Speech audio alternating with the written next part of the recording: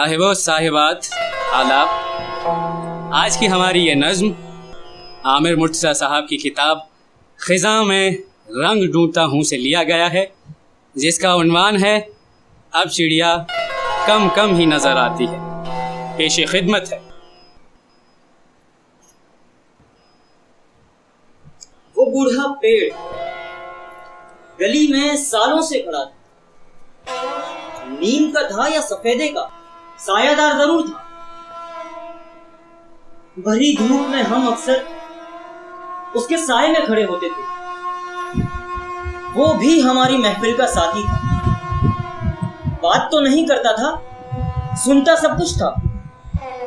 हंसी की बात पर झूम भी जाता था।